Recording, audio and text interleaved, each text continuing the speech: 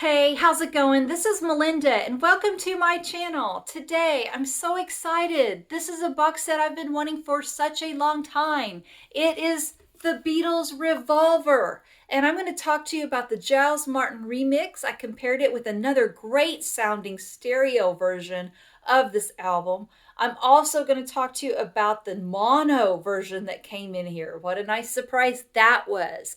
I compared it to the 2014 mono version that was sold separately and also in that mono box set that everybody wants.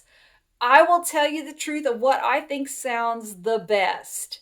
So, if you're not a subscriber to my channel, please subscribe, hit the like button and the notification bell. A really, really beautiful box. I love it. Let's talk about the Giles Martin remix. It's a stereo version of Revolver. You know what? This album is very special to me. Of course, the artwork is amazing. Klaus Vormann, his art, so fantastic. This is the album that really made me love the Beatles. They are my second favorite band, only to Van Halen.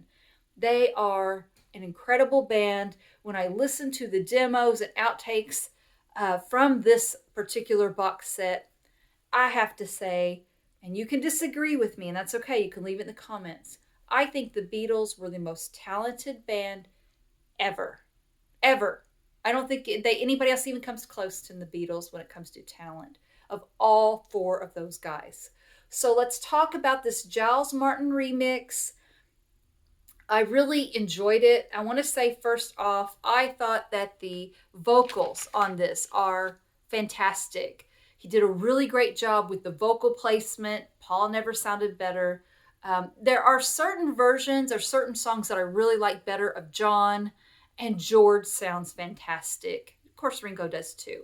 So let me start off with an incredible opening to this album. I've always thought Taxman was a perfect song to open an album. Just really punchy. It sounds great. George sounds great on this. It's a great way to open, and I think that one was very well done. Then we go into Eleanor Rigby. I think the orchestra sounds really clean and crisp on here. Paul sounds fantastic. And the harmonies, they sound really good. Giles did a really good job of bringing up those harmonies and making them sound so good. Now, Love You Too. That's another one I think is a highlight for me when it comes to this remix. I like the stereo version of Revolver. I'm a huge fan of it. And I'm sitting there, and over to my right, on my right speaker, when I'm looking at it, that is where the sitar is. It's really crisp. The drums on that one is very punchy. George sounds great. And then we go into Here, There, and Everywhere. That is where a little, I wouldn't say I'm disappointed with it. I'm not. I just think that song is so dreamy and atmospheric. This version is a little more technical, a little punchier. When you put in some punch and you I will say the separation of the instruments is fantastic, but when you put in a little bit more punch, you take away that dreamy, atmospheric part of that song that I love.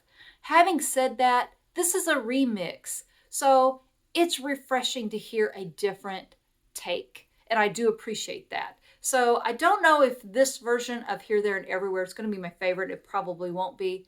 I appreciate the fresh remix. I do really like it. I really also love Good Day Sunshine. The pianos are more prominent on this, which I think is great. And Your Bird Can Sing, guitars, that is such a good song. And the guitars are so perfect on there. And he did not mess that up at all. Dr. Robert, that's the one song where I thought John's vocals really, really stood out. I really enjoy that one. Ringo's drumming is excellent on that.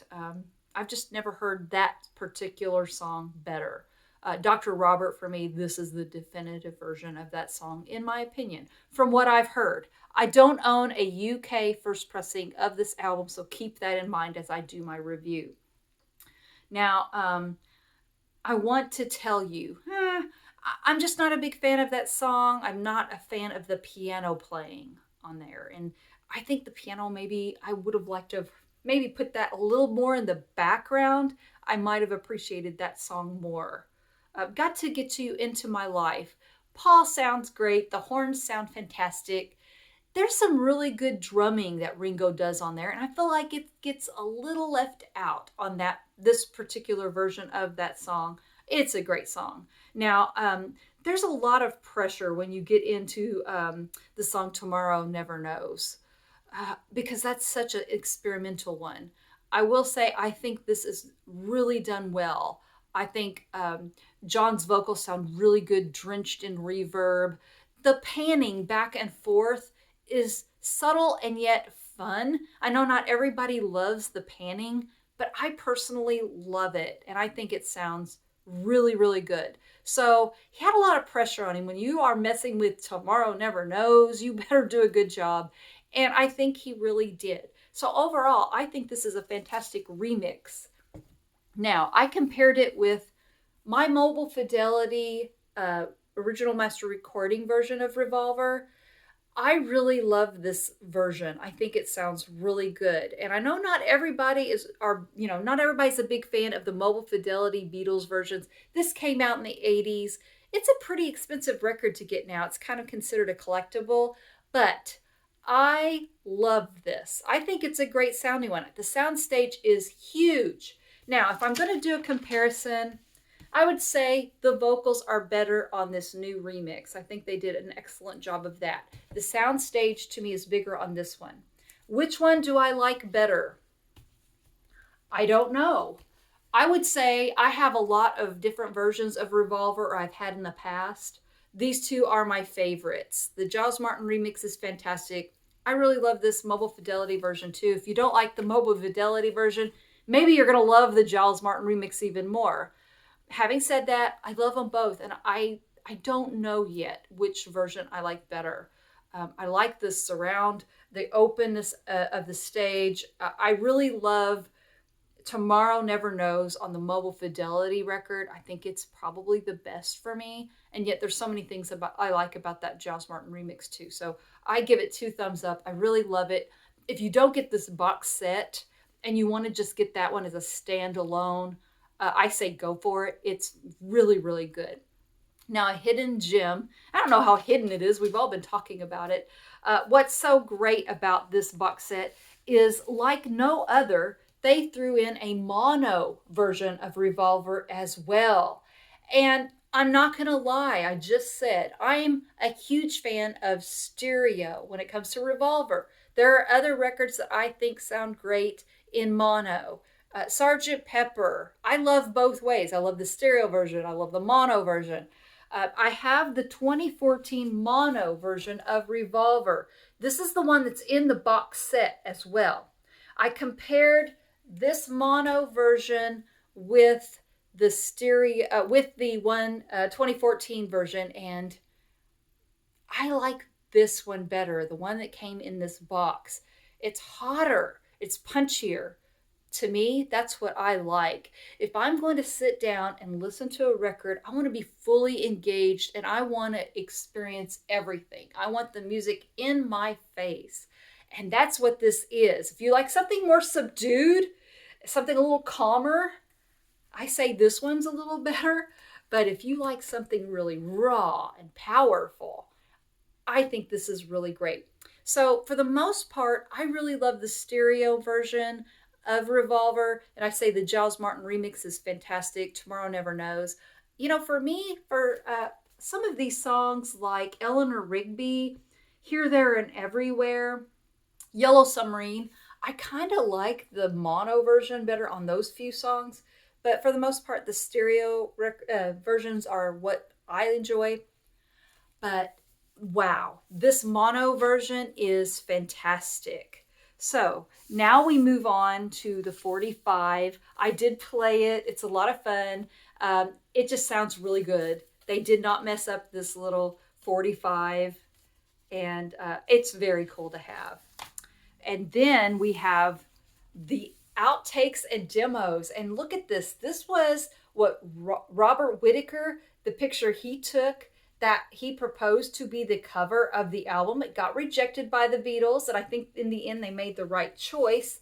I mean, I can't imagine anything better than the Klaus Vormann art here. That to me is fantastic, and this is my favorite album cover from the Beatles. Having said that, when you look at this picture, Tomorrow Never Knows, this picture just really encapsulates that song perfectly. So I give high props to that. I love the picture, that the gatefold. I love it. It's just a wonderful little snapshot. If you're sitting in that studio and you see them, how wonderful that is. And just a little alternative take. It looks a lot like what you normally see on the back of Revolver, but it's a different picture, a little subtle difference, but really, really cool. And I really love hearing these outtakes. Tomorrow Never Knows is a standout because it gives you an even greater appreciation. You know, this is the 60s. They didn't have what we have today. The technology's amazing today. Just the creativity, the experimentation. They had that. But you also have to figure out the tempo and the style in which you're going to sing and the vocals. You got to come up with the vocals and the lyrics. I mean, it's just amazing to hear different, you know, what they started out with, what they came to with the final version. And I think it's so good. Got to Get You Into My Life. I really enjoyed those. Love You Too. One of these versions is really special because it's just George plucking on a guitar. And you don't always get to hear George in that stripped down version. It's stripped down like that with just George and a guitar. And I love that one. I got a little emotional when I heard Dr. Robert because it's John and it's his vocals without any reverb on it. And you know, I have to say this, you know, when it comes to John, something that I don't talk about a lot, but you know what? He died very tragically when I was 10 years old. And I remember when it happened, I remember all the adults around me being extremely upset. And it was traumatic. It was traumatic then to see images of John, his vocals, you know, that Just Starting Over was played all the time. It was a very traumatic time. And so when I hear John's vocals and sometimes see him in videos, it's very hard for me to separate him and his life from that traumatic day. So when I hear his vocals as pure and beautiful as I do on here, it's a little emotional. I'm not going to lie. It's just something that brings me back to that horrible time. And I wish it wasn't like that. But I really think he sounds beautiful. And there's just a lot of great stuff on here. And Your Bird Can Sing is fantastic. Wonderful, wonderful outtakes and demos. I really enjoyed that. And then we get into the beautiful book that is Revolver. And all of the wonderful pictures. A Moment in Time. Let me find some really good pictures here. Y'all have probably seen those already. For you first generation Beatle fans, I'm so jealous of you. I can't imagine the emotions and how much you love seeing, after all this time, these beautiful books and pictures and hearing this music over and over again. I would have loved to have experienced the Beatles as a first generation fan. Unfortunately, I'm not, but I mean, they were just so incredible, and you could see lyrics and all of these wonderful things in this book. I really love it. And I love that it's a hardback and it's beautiful. Yes, this is an expensive box set, but it's very well done. And hopefully it will be on sale even more than it already is in time. I give this one 2 thumbs up. I love this box set. I think it sounds fantastic. The Giles Martin remix is great. That mono version of this, if you want a mono version, I think this is the definitive one to have. So let me know what you think. Please let me know what you think is the definitive version of Revolver. Are you a stereo guy? Are you a mono guy or girl? Let me know in the comments below. Please subscribe to my channel, and thank you so much for watching. I will see you next time. Take care. Bye-bye.